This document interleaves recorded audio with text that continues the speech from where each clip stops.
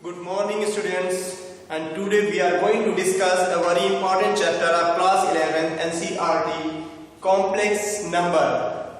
अब आप लोगों ने बहुत सारे नंबर्स के बारे में सुना होगा, real numbers, rational number, irrational number, बहुत सारे नंबर। अब एक नंबर और आपको इंक्लूड करना पड़ेगा आपको अपनी लाइफ में, that is the complex number. अब ये कॉम्प्लेक्स नंबर क्या है, इसके बारे में आज हम लोग अच्छी तरह से डिस्कस करेंगे। सबसे पहली चीज तो आपने देखा होगा कि आपने क्वाड्रेटिक इक्वेशन में देखा होगा, क्वाड्रेटिक इक्वेशन जब भी आपने पढ़ा होगा क्लास 10th में, क्या होता है ax square plus bx plus c equals to 0 where a b c belongs to the real number. a b और c क्या है, आपका रियल नंबर है। x की वैल्यू जब हम लोग फाइंड करते हैं तो x के दो रूट आते हैं और दोनों रूट क्या होते हैं, रियल निकलते हैं, रियल निकलते हैं, राइट। अब अगर मैं आपसे कहूं, सपोज करिए, मैंने एक इक्वेशन लिया x square plus 1 equals to 0। मैंने एक ऐसा इक्वेशन लिया, ये भी क्वाड्रेटिक इक्वेशन ही है, जाहिर सी बात है, this is also the quadratic equation. अब इस क्वाड्रेटिक इक्वेशन में अगर मैं अब आपसे कहूं कि x की वैल्यू फाइंड करिए, x स्क्वायर क्या लिखेंगे आप, x square equals to -1 and x equals to square root of -1। x की वैल्यू क्या है आपकी स्क्वायर रूट के अंदर -1। अब जितने भी आपने स्क्वायर रूट के अंदर आज तक वैल्यूज पढ़ी होंगी, रियल नंबर कौन से होते हैं, रियल नंबर्स उसे कहते हैं जिसको नंबर लाइन पर हम लोग शो कर सके। अब स्क्वायर रूट के अंदर निगेटिव नंबर आपने कभी नहीं पढ़ा होगा, तो इस टाइप का जो आपका इक्वेशन है, x की जो वैल्यूज आती हैं जिसके अंदर ये x की वैल्यू अंडर रूट के अंदर निगेटिव आती है, ये सारे कौन से नंबर होते हैं, सारे ये इमेजिनरी नंबर होते हैं, कॉम्प्लेक्स नंबर्स में इनको जो है इंक्लूड किया गया है। अब जैसे a b c belongs to the r, x की यहाँ जो भी वैल्यूज आप निकालते हैं वो x की वैल्यू यहाँ पर क्वाड्रेटिक इक्वेशन में पुट करने पर left hand side equal to right hand side आता है, सेटिस्फाई करता है कंडीशन को। इसका मतलब ये हो गया कि वो x क्या है, इसका रूट माना जाता है। अब यहाँ पर x की कोई न कोई वैल्यूज तो होनी चाहिए। x की वैल्यू अगर मैं ऐसे लिख दूं, x belongs to the r, suppose करिए मैंने लिखा x belongs to the r। अब x की कोई वैल्यू हमको बताइए जो यहाँ पर पुट करने पर left hand side equals to right hand side के बराबर हो जाए। x की वैल्यू कोई भी वैल्यू आप बताइए हमें, कोई नहीं, आपको कोई मिलेगा ही नहीं। x की वैल्यू आप पूरी पुट करते चले जाइए, चाहे जो वैल्यूज आप यहाँ पुट करेंगे, x की कोई वैल्यू आपको रियल नहीं मिलेगी। इसीलिए क्या हो जाएगा, x belongs to the r नहीं होगा, x क्या होगा, कभी भी रियल वैल्यू इसकी नहीं आएगी। तो अगर इक्वेशन बना है तो इसका मतलब जाहिर सी बात है कोई ना कोई तो वैल्यू इसकी होगी ही जो इसको सेटिस्फाई करेगी।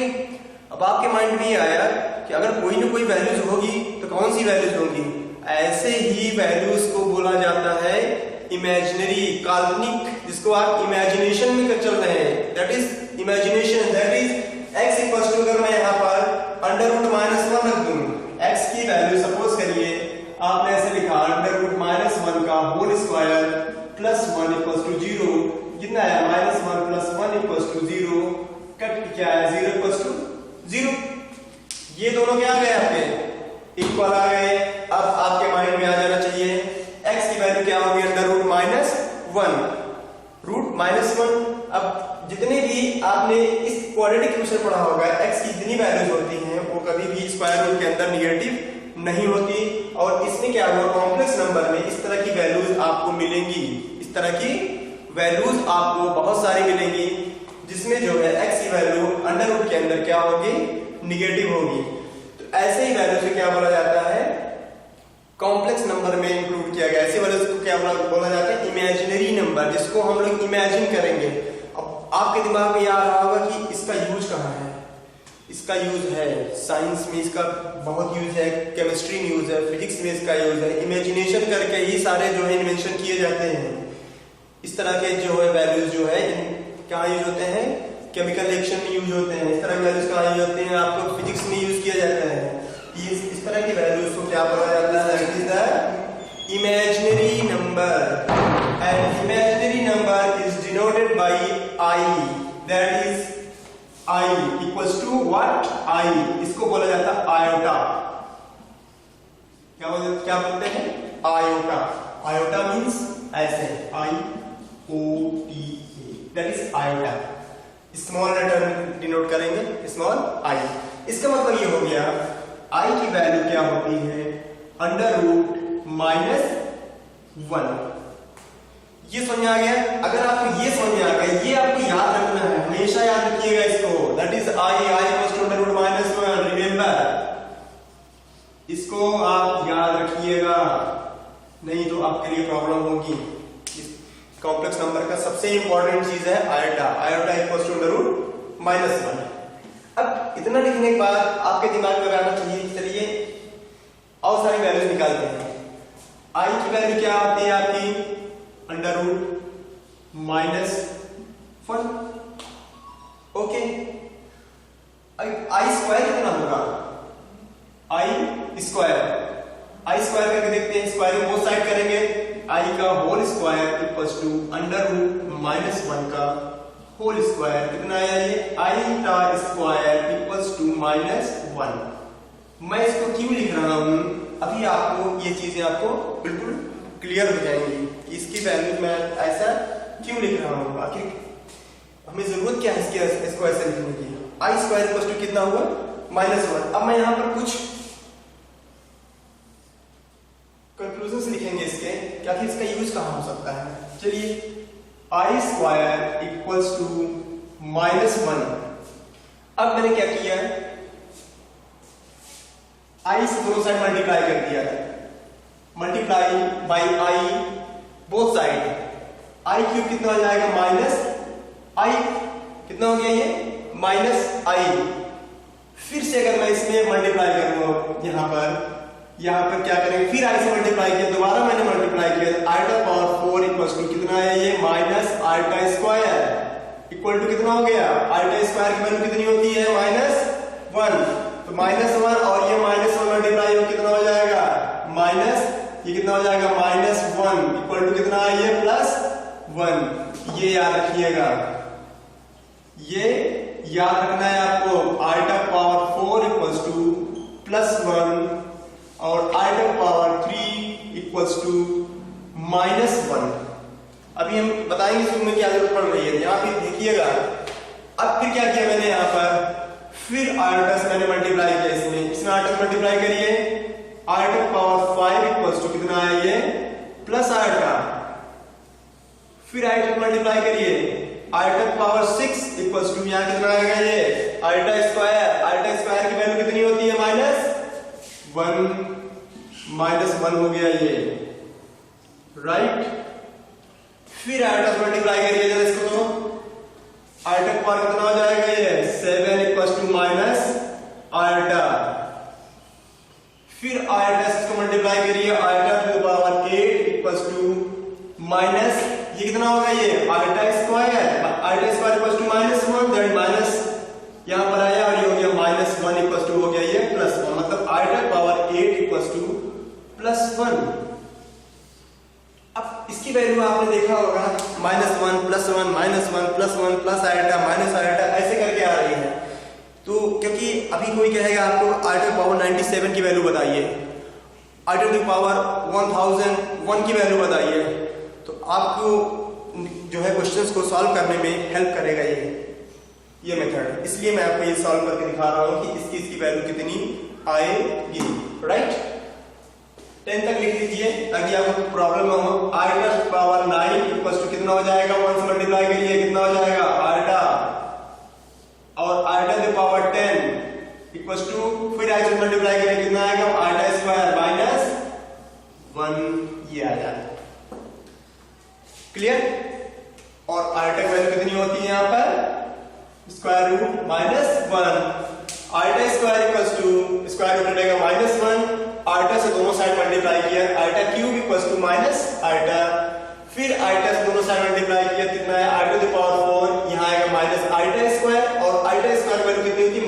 -1 माइनस मल्टीप्लाई कितना आ गया ये +1, फिर आइटा मल्टीप्लाई किया i to the power 5 equals to कितना हो गया ये iota, right. i to the power 6 कितना आया, फिर ये आइटा मल्टीप्लाई किया तो आइटा स्क्वायर कितना है -1, i to the power 7 minus iota, i to the power 8 +1। अब इसका यूज क्या है, आखिर मैं ऐसा क्यों लिख रहा हूं, इसको थोड़ा सा चेक कर लेते हैं। तो कॉम्प्लेक्स नंबर आपको थोड़ा सा यहाँ क्लियर हो गया होगा। ये quadratic equation, this is quadratic equation and the quadratic equation a b c belongs to the real number, but in x square plus 1 is also quadratic equation, but after solving this question x square equals to -1, you have to get that x equals to under root of -1, but there is no value of the square root which is getting negative number inside the square root, so this is denoted by the complex number iota equals to under root -1, right? Iota equals to under root -1, this is the complex numbers you can get here, complex number, imaginary number, iota equals to iota square equals to -1 whole square in both sides, iota square equal to -1. I have told you that you have to remember that the value of iota equals to under root -1 and iota square equals to what is the value -1. Now we are going to the another discussion about what is the use of these conclusions. Okay, मैं इसको erase कर देता हूँ थोड़ा सा, तो आपको थोड़ा सा क्लियर हो जाएगा, कोई प्रॉब्लम नहीं होगी, आपको बहुत अच्छे समझ में आएगा। ध्यान रखिएगा, देखिए इसमें अब आइटा स्क्वायर, अब आइटा वैल्यू कितना है यहाँ पर -1, आइटा में लिखेंगे आइटा स्क्वायर की वैल्यू वही है, कितना है -1, आइटा पावर 6 की वैल्यू वही है, अगेन अब किसकी वैल्यू आइटा पावर 6 की वैल्यू वही आई है, आइटा पावर 6 के बाद किसकी वैल्यू आई, आइटा पावर 10 की वैल्यू देखिए वही आई है। तो ये किस में है आपका, आपने पढ़ा होगा ज्योमेट्रिक प्रोग्रेशंस, अभी आप यहाँ प्रोग्रेशन एक चैप्टर आएगा एपी एंड जीपी, आप देखिए इनके बीच का डिफरेंस 2 6 10, आइटा पावर यहाँ कितना आ जाएगा आपका, what will be the answer 4 14, इन सब की वैल्यू कितनी आएगी यहाँ पर -1,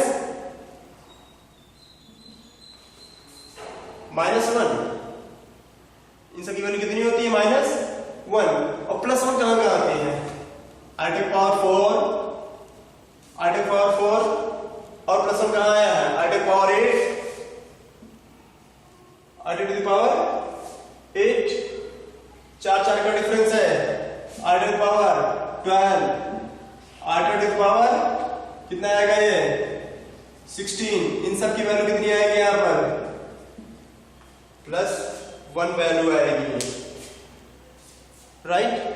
अब यहां पर एक चीज देखिए तो थोड़ा सा आपको क्लियर हो जाना चाहिए, मैं चाहता हूं आपको ये चीजें आपको क्लियर हो जाए।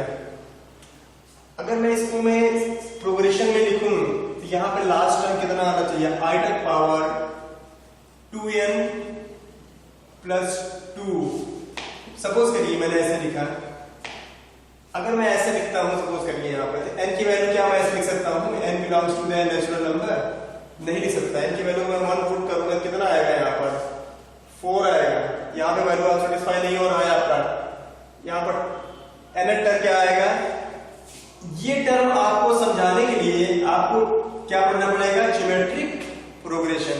तो जब ज्योमेट्रिक प्रोग्रेशन हम आपको पढ़ाएंगे तो आप इसके बारे में बताएंगे कि nth टर्म आपने इसको कैसे लिखा है, इसलिए मैं इसके बारे में अभी नहीं लिख रहा हूं यहाँ पर, राइट। आप जो सबसे इंपॉर्टेंट चीज है हमें ध्यान रखना है, इसमें जो सबसे इंपॉर्टेंट चीज है इसको ध्यान रखिएगा, बस इसको आप लोग थोड़ा सा ध्यान रखिएगा। i to the power 4, i to the power 8, i to the power 12, i to the power 16, इन सब की वैल्यूज क्या आ रही है आपकी +1 आ रही है। जैसे मैंने कहा सपोज कि इसको मैंने क्यों लिखा, देखिए एग्जांपल लिखा है, suppose find the value of i to the power 12, मैंने कहा इसकी वैल्यू बताइए i टू द पावर 12 की, तो जब भी इस तरह क्वेश्चन आपके पास आएंगे तो क्या काम करेंगे हम लोग, इसको इस टर्म में डिवाइड करेंगे, इसको इस टर्म में ले जाएंगे। रिमेंबर हमेशा क्या करेंगे, 4 से ही डिवाइड करिएगा, क्योंकि इसकी वैल्यू क्या होती है यहाँ पर +1। 2, 6, 10 इन सबसे नहीं, इससे नहीं, क्योंकि इसकी वैल्यू क्या आती है यहाँ पर -1। तो प्रॉब्लम होती है, क्योंकि +1 अगर रहेगा तो +1 की पावर 1 रहे, चाहे +1 की पावर 2 रहे, चाहे +1 की पावर 3 रहे, चाहे +1 की पावर 4 रहे, सबकी वैल्यू क्या आएगी, हमेशा +1 आएगी। इसलिए मैं क्या करूंगा, इसको हमेशा आपको हमेशा किससे डिवाइड करना है, आपको +4 से डिवाइड करिएगा। 4 से डिवाइड करिए इसको। इसका नंबर कितना है 12 को 4 से डिवाइड करिए, कितना आया आपका 4 3 जा 12, 4 3 जा 12 हो गया, 12 डिवाइडेड बाय 4, 4 3 जा 12। रिमाइंडर कितना हो गया इसका 0। इसको मैं i to the power 4 4 to the power 3 ऐसे लिख सकता हूं मैं इसको। इसमें आपने 9th में पढ़ा होगा। अब i टू द पावर 4 की वैल्यू कितनी होती है, ये देखिए मैंने लिखा है यहाँ पर +1। अब +1 की पावर 3 कितना हो गया 1, ये आंसर हो गया। अब अनदर क्वेश्चन लेते हैं, evaluate i to the power 37, i to the power 37। अब इसको सॉल्व करने के लिए मैंने आपको बताया, इसको पहले 4 से डिवाइड करेंगे। 4 से डिवाइड करेंगे 37 को, जब आप 4 से डिवाइड करेंगे तो आएगा 4 9 जा 36 1। ये रिमाइंडर हो गया, ये हो गया आपका रिमाइंडर हो गया। इसका मतलब मैं इसको लिख सकता हूं i टू द पावर 4। पहले आप इस टर्म में डिवाइड करेंगे। i टू द पावर 4 क्यों लिखा मैंने, क्योंकि i टू द पावर 4 की वैल्यू कितनी होती है +1। ऐसे इसको याद रखिएगा हमेशा, क्या नहीं तो आपके लिए प्रॉब्लम क्रिएट होगी। मैं समझा रहा हूं आपको। i टू द पावर 4 या टू द पावर 9 कितना हो गया 9 चौक 36, 9 4 जा 36 इंटू i कितना हो गया ये i टू द पावर 1। 36 + 1 कितना हो गया 37, करेक्ट। इसकी वैल्यू कितनी होती है, obvious सी बात है +1। और इसकी वैल्यू कितनी होती है 1 1 टू द पावर 9 हो, 1 टू द पावर 10 हो, कोई भी होगा उसकी वैल्यू कितनी आएगी, ऑलवेज 1 आएगी। ये हो गया 1 to the power 9 into iota, ये हो गया 1 इंटू आइटा इक्वल टू कितना आएगा ये आइटा। Very easy questions. एक एग्जांपल और लेते हैं छोटा सा, क्योंकि आपको थोड़ा सा समझ में आ जाएगा। क्वेश्चन इसके बहुत इजी हैं, बट IIT JEE और अनदर कॉम्पिटिटिव एग्जाम के लिए आपको थोड़ा सा इसके बहुत डीप में जाना पड़ेगा। और बहुत डीप में जाने के लिए थोड़ा सा देखेंगे हम लोग बाद में। पहले बेसिक चीजें आप लोग सीख लीजिए, थोड़ा सा डीपली भी पढ़ा देंगे हम इसको। आइटम हो गया, क्वेश्चन मैंने लिखा है evaluate i to the power 1001। इसकी वैल्यू बताइए। मैं क्या करूंगा, इसको पहले 4 से डिवाइड कर दीजिए। 1001 को पहले 4 से डिवाइड कर दीजिए। भाई डिवाइड करना तो आना चाहिए, डिवाइड करना तो उसे हमें भी नहीं आता। ट्राई करते हैं। 4 2 जा 8 2 0, राइट। 4 5 जा 20, ये तो कट गया। रिमाइंडर कितना हो गया बताइए। अब मैं क्या करूं, बहुत से लोग होंगे भाई, बहुत इंटेलिजेंट लोग बैठे होंगे, तो देख रहे होंगे क्या करूं, इसको 0 उतार दिया मैंने, 1 लिख दूं यहां पर। सही है? नहीं, सही नहीं है। 1 आप डायरेक्ट नहीं उतार सकते, क्योंकि बहुत से लोगों को डिवीजन भी नहीं आ रहा होगा। मैं बताया यहां 0 लगाना पड़ेगा पहले आपको, क्योंकि आपने पढ़ा होगा यूक्लिड्स में a = bq + r होता है। ये वैल्यू इन दोनों का मल्टीप्लिकेशन होकर प्लस रिमाइंडर ऐड होता है, तब आता है 1001। इसको मल्टीप्लाई करिए, इसमें 1001 ऐड करिए, कितना है 1001। डिवीजन आना चाहिए। इसको मैं लिख सकता हूं आंसर, मैं इसको लिखूंगा तो ऐसे लिखूंगा i to the power 4 to the power 250 into reminder कितनी बार आया है 1 टाइम आया, i पावर यहां कितना हो गया 1। इसकी value 1 to the power 250 into iota. ये तो 1 ही आया, ये कितना आया? आया। आंसर हो गया। बहुत इजी क्वेश्चन है इसके, बहुत ज्यादा। ये है आपका कॉम्प्लेक्स नंबर। कॉम्प्लेक्स नंबर में अब हम आपको थोड़ा सा एक चीज और बताने जा रहे हैं कि फिर रियल नंबर और कॉम्प्लेक्स नंबर में डिफरेंस क्या है भाई? कुछ तो डिफरेंस होगा। एक्चुअली डिफरेंस ये है कि रियल नंबर को आप बता सकते हैं देख के या कैलकुलेशन से जो है देख के बता सकते हैं व्हिच इज ग्रेटर, लेकिन कॉम्प्लेक्स नंबर में आप नहीं बता सकते कि कौन सा बड़ा है और कौन सा छोटा है। कंपेयरिंग नहीं कर सकते आप कॉम्प्लेक्स नंबर में which is greater and which is smaller, but in the real number you can compare which is greater and which is smaller, right. अब कॉम्प्लेक्स नंबर रिप्रेजेंटेशन क्या होता है? रिप्रेजेंटेशन जो होता है इसका रिप्रेजेंटेड बाई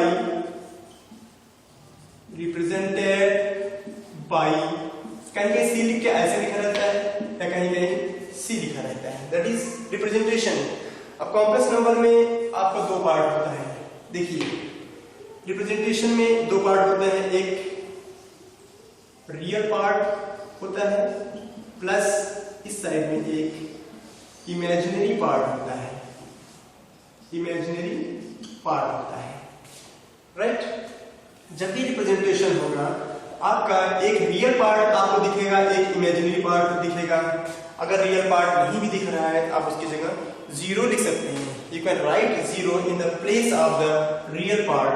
कहीं कहीं बुक में ऐसा लिखा हुआ है x plus iota into y, या कहीं कहीं ऐसा लिखा हुआ है a plus iota into b representation, and this is represented by z equals to x plus iota y, z equals to a plus iota b।